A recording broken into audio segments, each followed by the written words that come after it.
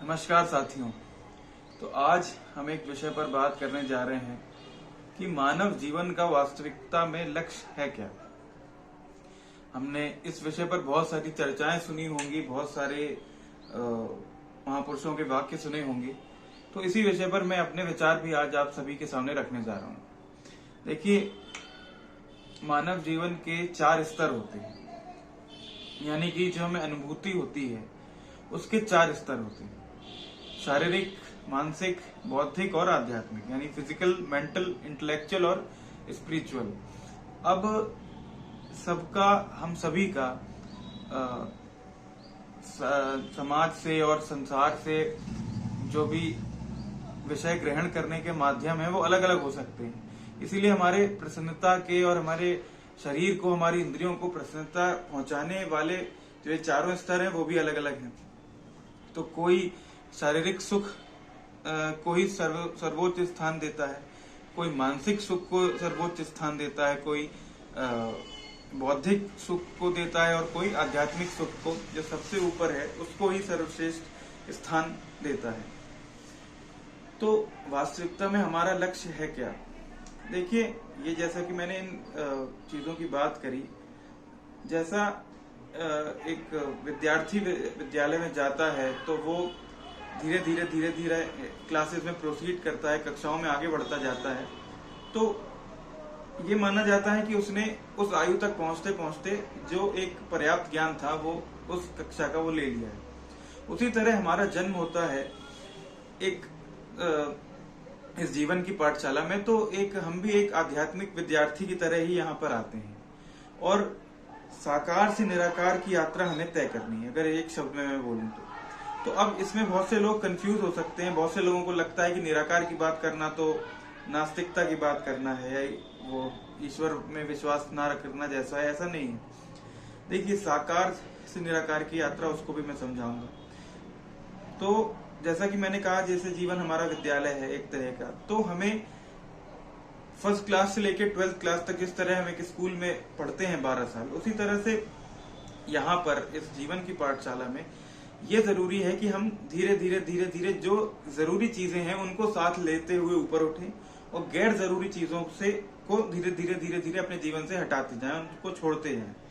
ये जरूरी है। और अंत में जब हम पहुंच जाएं आध्यात्मिक स्तर पर, तो सिर्फ वही बचेगा हमारे साथ जो हमारे लिए अति आवश्यक है। और यहीं पे बात आ जाती है फिर आध्यात्मिक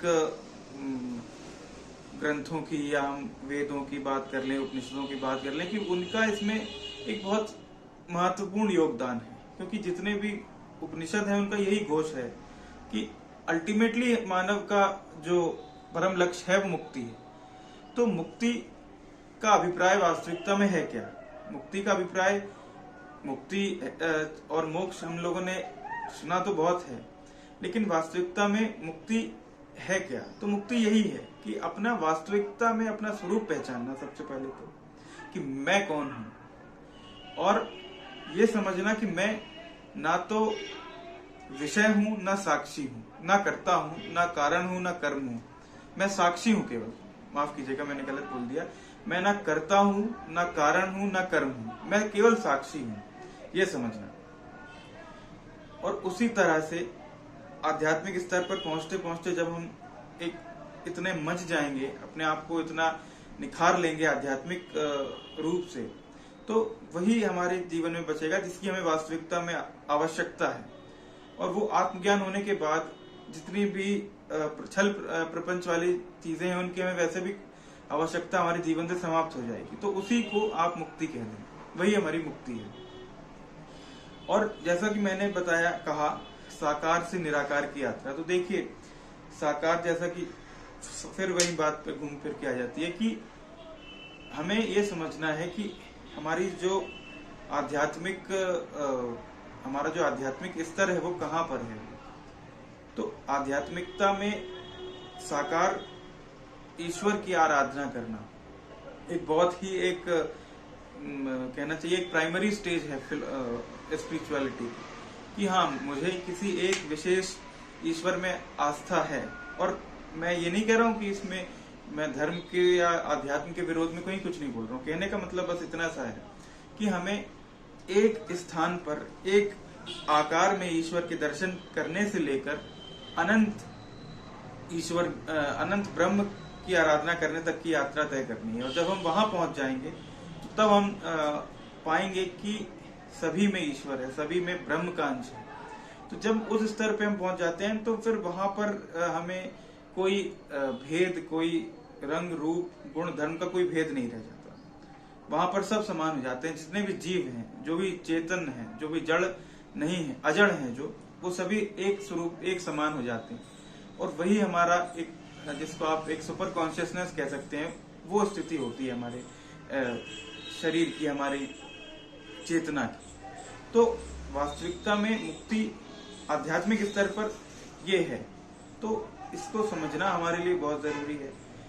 और जैसा कि मैंने कहा कि जो भी चीजें गैर जरूरी हैं उनको हटाकर जो जरूरी है उनको लाना भी बहुत जरूरी है। क्योंकि हमें कई बार ये मालूम होता है कि हमें क्या करना है, लेकिन हमें ये नहीं मालूम होता कि क्या क्या नहीं करना है। क्योंकि जब 100 चीजें होंगी हमारे सामने तो शायद हमें कंफ्यूज हो जाएंगे हम कि हमें कौन सी एक चुननी है। लेकिन जब आपके सामने से 99 आप हटा देंगे तो जो एक बचेगी तो आपको कुछ उसमें सोचने की जरूरत ही नहीं पड़ेगी। इसलिए क्या नहीं करना है वो समझना भी बहुत जरूरी है। और यही हमारे मानव होने का लक्षण है। मैंने पहले भी किसी वीडियो में बोला है कि मानव होना एक बहुत बड़ी जिम्मेदारी की बहुत बात है, बहुत बड़ी एक नैतिक, एक मॉरल रिस्पॉन्सिबिलिटी है। क्योंकि हमारे पास विवेक है। जो भी और जीव हैं, पशु हैं, पक्षी हैं, उनके पास विवेक नहीं है। उनको भी ईश्वर ने शरीर दिया है, उनको भी प्राण दिए हैं उनके अंदर, लेकिन उनके अंदर विवेक नहीं है। तो अगर हम विवेकी होकर भी अविवेकी जैसा व्यवहार करें, अमानवीय व्यवहार करें, तो हमारे मानव होने की सार्थकता कहाँ तक सिद्ध हो सकेगी फिर?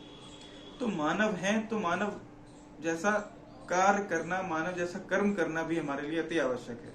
तभी मानव होना हमारा सिद्ध हो सकेगा, अन्यथा जी तो सभी रहे हैं।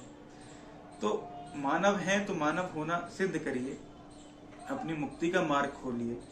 और मुक्ति का मार्ग कैसे खुलेगा? जैसा कि मैंने कहा, जीवन को उस ढर्रे पे लाकर जो हमारे लिए आवश्यक है, अनावश्यक चीजों को हटाते जाएं, आवश्यक चीजों को अपने जीवन में ढालते जाएं, तो हमें प्रकाश जरूर दिखेगा। तो एक छोटा सा वीडियो था मानव जीवन के लक्ष्य के ऊपर, और मैं काफी समय बाद मैं इस चैनल पर वीडियो डाल रहा हूँ। किसी कारण से मैं वीडियो नहीं डाल पाया, और कोशिश करूंगा कि मैं रेगुलरली वीडियो डालूं। तब तक के लिए नमस्कार।